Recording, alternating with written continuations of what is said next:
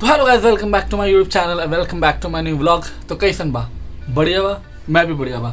और भाई आज मैं हूँ बहुत ज़्यादा एक्साइटेड बिकॉज हम आज जा रहे हैं पता है कहाँ। वैसे तो आप लोगों ने टाइटल और थंबनेल में देख लिया होगा, बट स्टिल एक राइडर का ना सपना होता है स्पीति जाने का। तो सबसे पहले हमने केदारनाथ किया, हमने नैनीताल किया और उसके बाद हमने सीधा छलांग लगाई है स्पीति वैली पे। तो भाई मैं हूँ बहुत ज़्यादा एक्साइटेड क्योंकि स्पीति वैली की ट्रिप जो है ना वो बहुत ज़्यादा एडवेंचर से भरा हुआ होता है एंड आई एम लिटरली पता नहीं आगे क्या होने वाला है। सो मैं हूँ बहुत ज़्यादा एक्साइटेड और आज हम निकल रहे हैं स्पीति वैली के लिए।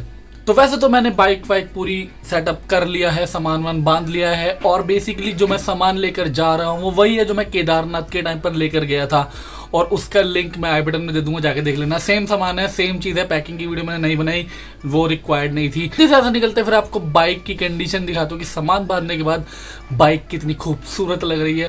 तो गाइज ये है अपनी बाइक हो चुके हैं रेडी। ये दोनों बैग सेट, यहाँ पे हमने लगाया है कुशन क्योंकि पिछली बार दिक्कत हुई थी एंड हमारे साथ हमारे पिलियन भी जा रहे हैं।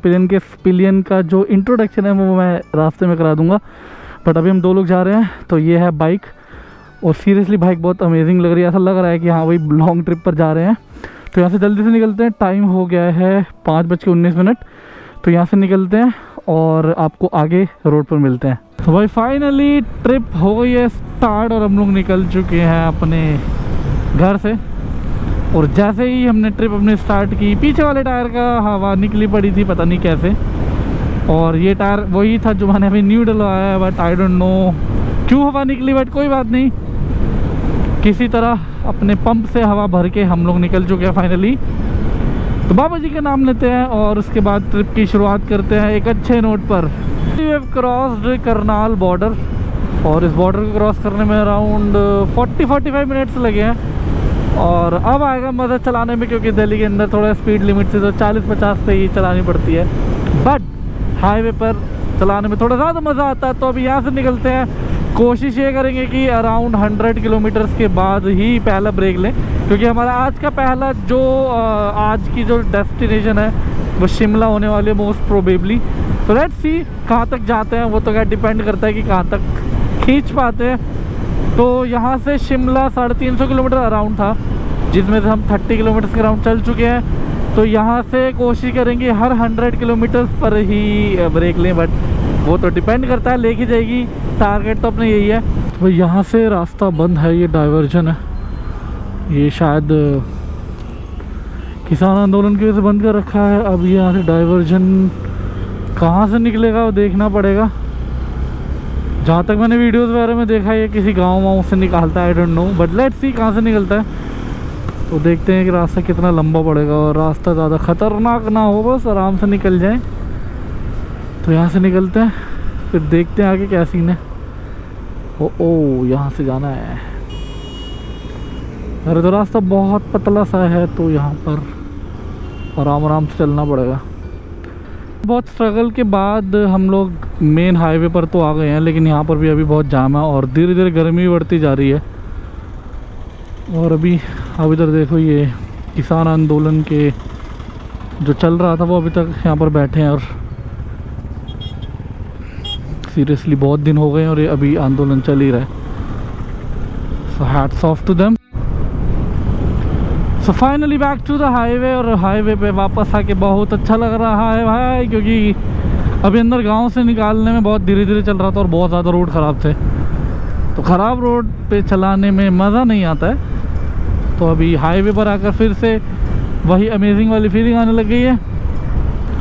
तो अभी भाई ऑलमोस्ट चले हुए 1.5 घंटा हो गया और हम लोग मुरथल भी नहीं पहुँचे हैं। ये जो रोड डाइवर्जन था इसकी वजह से 1 घंटा लग गया। तो भाई फाइनली अराउंड 50-60-70 किलोमीटर के बाद हम लोगों ने लिया है पहला ब्रेक। तो बहुत तेज भूख लग रही थी तो हमने सोचा कुछ खा लेते हैं और चाय भी लेते हैं। तो अभी मैं आपको दिखाता हूँ कि हम क्या खा रहे हैं। और हाँ, हम लोग रुके गुलशन ढाबा पर। तो ये है आलू पूड़ी, ये है गोभी का पराठा। अब इसको जल्दी से लपेटते हैं, उसके बाद चाय पियेंगे, उसके बाद जब फ्रेश हो गए उसके बाद निकलेंगे। तो भाई गुलशन ढाबा पे पहला ब्रेक अपना डन। थोड़ा खा पी लिया क्योंकि भाई तो दिल्ली वाले हैं ना, वो अगर मुरथल में मत्था ना टेके तो मज़ा नहीं आता ट्रिप का। तो हम लोगों ने भी वही कल्चर फॉलो किया और गुलशन ढाबे थोड़ा खाना वाना खा लिया है। अब यहाँ से निकल गए, अब कोशिश करेंगे कि 100 किलोमीटर एटलीस्ट हम लोग कवर करें, उसके बाद ही जाके रुकें। तो देखते हैं कहाँ तक रुकते हैं। टारगेट तो अपना 100 किलोमीटर्स का ही है, तो देखते हैं कहाँ तक रुकते हैं। कंटिन्यूसली चलेंगे, थोड़ी गर्मी हो गई है तो कोशिश करते हैं जल्दी से रास्ते को कवर करेंगे, क्योंकि भाई गर्मी ना बहुत खतरनाक वाली हो रही है। एंड राइडिंग जैकेट में तो मेरी वाट लगी पड़ी है।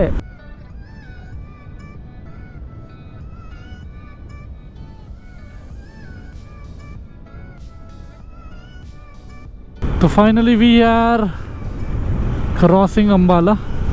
अब यहाँ से जो ये वाला रास्ता है ये शिमला जाता है, और ये वाला रास्ता शायद मनाली जाता है, बट हमें शिमला जाना है। हम इधर से जाएंगे क्योंकि हमको लंबा रास्ता नहीं लेना है और गलत रास्ते पे नहीं जाना है। चंडीगढ़ में कुछ काम है, एक चीज़ बहुत ज़रूरी लेनी है, तो अभी फ़िलहाल मैं वहीं जा रहा हूँ, तो अभी वही लेंगे। तो सबसे पहले चंडीगढ़ से वो सामान उठाएंगे, उसके बाद आगे निकलेंगे शिमला की तरफ। तो ऑलमोस्ट अराउंड 150 किलोमीटर बचा है शिमला, ये शिमला चंडीगढ़। तो we are on the right way. यहाँ दिखाने वाला कुछ है नहीं, सीधा सीधा हाईवे था, इसलिए मैंने ज़्यादा रिकॉर्ड नहीं किया। रिकॉर्डिंग करेंगे तब जब पहाड़ आ जाएंगे, अच्छी अच्छी सीनरीज आ जाएंगी, तब दिखाऊंगा। बेकार में वीडियो के लेंथ बढ़ा के कोई फ़ायदा नहीं है। तो भाई चंडीगढ़ की गलियों में एंटर करते ही भाई साहब वेदर बड़ा मस्त हो गया यहाँ पे, और इतनी अच्छी ग्रीनरी देख के ना सीरियसली अब लग रहा है कि वाह मज़ा सा आ रहा है। जैसे लोग कहते थे ना कि चंडीगढ़ भाई बहुत, चंडीगढ़ की बात ही अलग है। सही में चंडीगढ़ की गलियों में आके एक अलग सी, एक बहुत ही अच्छी वाली फीलिंग आ रही है, अमेजिंग वाली फीलिंग आ रही है। वाह। A few moments later.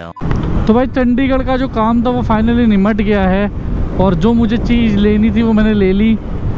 अब मैंने क्या चीज़ लिया है वो बताता हूँ आपको, वरना आप मुझे गालियाँ दोगे कि भाई बता ही नहीं रहा है। तो एक्चुअली मुझे एक नी गार्ड और एल्बो गार्ड लेना था, जो मैंने राइड से पहले ऑनलाइन ऑर्डर किया था, लेकिन वो फ्राइडे को ही आने वाला था, बट वो नहीं आया। अमेज़ॉन की तरफ से डिलीवरी डिले हो गई, तो मैं ख़रीद नहीं पाया, और इसी वजह से अमेज़ॉन की वजह से अमेज़ॉन पे डिलीवरी फ्राइडे की दिखा रहा था, इसलिए मैंने सोचा कि करोल बाग भी जाके क्या करेंगे अगर ऑनलाइन आ रहा है तो, बल्कि मुझे करोल बाग चले ही जाना चाहिए था। बट देन वो ऑनलाइन नहीं आया, तो उसके बाद राइड के लिए निकलना था, टाइम हो गया था। तो मैंने सर्च किया, उसमें एक थम्पर्स कैफ़े चंडीगढ़ में था जिनके पास नी गार्ड और एल्बो गार्ड अवेलेबल था। तो उनसे मैंने कॉल किया और उनके पास अवेलेबल था, तो उन्होंने कहा आप आ जाइए। तो मैं बस वही लेने आया था, क्योंकि आपको पता है कि राइड बहुत एक्सट्रीम होने वाले, स्पीति के अंदर कुछ भी हो सकता है, रोड्स अच्छे नहीं है, तो ये सब लेना ज़रूरी था। और वहाँ जाने का एक और फ़ायदा हो गया कि मुझे अपने नी गार्ड और एल्बो गार्ड के साथ एक मोबाइल होल्डर भी मिल गया, जो आपको पता है बहुत ज़रूरी होता है मैप के लिए। अभी तक यहाँ तक पहुँचने में मुझे थोड़ा दिक्कत हुई, बट देन अंत भला तो सब भला, same thing happened. Mobile holder मिल गया है, अब मुझे आगे की मेरी जो ट्रिप है उसके अंदर प्रॉब्लम नहीं होगी। तो अपने दोनों काम हो चुके हैं, अब मैं हूँ टेंशन फ्री। अब यहाँ से हम सीधा निकल रहे हैं पहाड़ों की ओर। भाई फाइनली इतनी देर चलने के बाद हमारे सामने है पहाड़। ओ माय गॉड, ये व्यू भाई, ये व्यू, इसी व्यू के पैसे हैं। और सही बता रहा हूँ भाई, जो मेहनत होती है ना इसी व्यू के लिए होती है। भाई सामने का व्यू देखो, ओ माय गॉड भाई साहब, कत्ल कत्ल एकदम कत्ल। मतलब इतने घंटे राइड करने के बाद जब आपको ये नज़र आता है ना भाई, आपकी सारी थकान मिट जाती है। And same thing happened with me. अब मुझे बस एक्साइटमेंट हो रही है कि आगे और कैसे कैसे नज़ारे मिलने वाले हैं। So let's go and explore.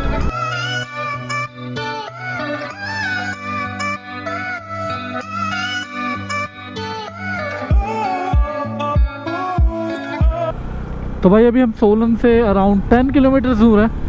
तो पहाड़ों में राइड करने में इतना मज़ा आ रहा था कि मैं व्लॉग करना ही भूल गया। तो आज का जो वेदर है उससे ही समझ में आ रहा है कि आगे चल के जो दिन होने वाला है, जो ट्रिप होने वाली है, वो कितनी अमेजिंग होने वाली है। तो बस भाई वेट करना और पूरी सीरीज़ देखना, क्योंकि ऑब्वियसली सीरीज़ होने वाली है। और अगर आप ये वीडियो देख रहे हो तो ये तो सिर्फ शुरुआत है, आगे की वीडियो में भाई बहुत बहुत बहुत ज़्यादा एडवेंचर आने वाला है। तो अभी थोड़ा नज़ारे देख लो। और यार सीरियसली मतलब शिमला के रोड्स इतने इतने बढ़िया है ना, कहीं भी रोड ख़राब नहीं है। बड़ा एक चीज़ है कि वीकेंड है तो यहाँ पे थोड़ा सा रोड पे जाम है, गाड़ियाँ बहुत ज़्यादा आई हुई हैं, बट देन घूमने का हक तो सबको ही है भाई। एग्जैक्टली लास्ट टाइम नवंबर में मैं नैनीताल गया था, उसके बाद ये मेरा ट्रिप हुआ है and it is worth. Like 5-6 महीने वेट करके इस ट्रिप पे आना भाई वर्थ है। और अभी तो शुरुआत है सीरियसली। बस बाबा जी की दुआ से ये हमारा ट्रिप सक्सेसफुली कंप्लीट हो जाए, और जैसे सक्सेसफुली कंप्लीट होगा आपके लिए एक बहुत मस्त वीडियोस भी आएंगी। क्योंकि एक चीज़ मैंने आप लोगों को शायद नहीं बताई कि इस ट्रिप के लिए मैंने स्पेशली GoPro Hero 7 Black ख़रीदा था कि ये जो ट्रिप है इसकी वीडियोस और फुटेजेस इतनी अच्छी आएगी, जो भी देखे उनको मज़ा ही आ जाए और उनकी आंखें तृप्त हो जाए। तो ये जो वीडियोस बन रही है वो GoPro Hero 7 से बन रही है। तो बस बाकी आप बताना कि आपको इसकी फुटेजेस कैसी लगी। ओह माय गॉड, एक नंबर। बस इसी नज़ारों को देखने के चक्कर में मैं व्लॉग करना भूल गया था। फिर मुझे अचानक याद आया कि ये जो मैं नज़ारे देख रहा हूँ ये मुझे आप लोगों को भी दिखाने हैं। तो बस अब आप देखो और मज़े लो। और भाई इस राइड की शुरुआत थोड़ी सी अजीब हुई। अब वो क्या अजीब हुई वो बता देता हूँ। आपने मेरी वीडियो देखी होगी शायद, जिसमें मैंने आपको दिखाया था कि मैंने कौन सा इसका टायर चेंज कराया पीछे वाला, क्योंकि इसका जो पीछे वाला टायर है वो बिल्कुल घिस चुका था और मुझे रिस्क नहीं लेना था। तो मैंने वो टायर चेंज कराया और मुझे पूरा यकीन था कि भाई अब तो टायर सही है, कोई दिक्कत नहीं है। और राइड पे निकलने से पहले जब मैंने सामान बांधा देखा तो टायर की हवा निकली पड़ी थी। अब मुझे नहीं पता टायर में तो ऑब्वियसली कोई पंचर नहीं होगा, क्योंकि अभी 4 दिन ही हुए हैं। हो सकता है इसकी जो वॉल होती है वो ख़राब हो गई हो, बट देन उस टाइम थोड़ा मूड ख़राब हुआ मुझे। निकलते टाइम ऐसा हो जाए तो मूड ख़राब हो जाता है, जिसकी वजह से मैं 1 घंटा लेट हो गया। इसके अलावा फिर कुछ चीज़ें हैं जो मैं स्पेशली इस ट्रिप के लिए ली थी। मैंने अपने फ़ोन के लिए गिम्बल लिया था DJI का Osmo Mobile 2, वो मैं घर भूल गया। इसकी चेन ल्यूब ली थी मैंने मोटल की, वो मैं घर भूल गया। तो थोड़ी अजीब सी शुरुआत हुई थी और यार ये सब चीज़ें ना थोड़ा आपको दुखी कर देती है, बट देन ठीक है, कोई बात नहीं। कहते हैं कि अच्छे ट्रिप की शुरुआत में अगर ऐसा हो जाए तो ट्रिप अच्छा जाता है। कोई सेंस है इस बात की? हमें बहुत लग रही है। मतलब कहते हैं कि कोई भी ट्रिप परफेक्ट नहीं होता, कुछ ना कुछ प्रॉब्लम्स होती रहती हैं। तो भाई सोलन से अब निकल गए हैं, अब शिमला की तरफ चलते हैं। 45-46 किलोमीटर्स होगा और जाके होटल ढूंढेंगे, फिर देखते हैं आगे का क्या प्लान है। क्योंकि लग तो ऐसा है कि इतने थके हुए हैं कि शायद हो सकता है नींद आ जाएगी और रेस्ट करना है, क्योंकि कल का प्लान करना है, कल जल्दी निकलना है सुबह। तो देखते हैं। तो अब यहाँ से शिमला जाएंगे, होटल ढूंढेंगे और अच्छी तरह रेस्ट करेंगे। बाकी तो खैर आगे का क्या पता क्या हो जाए।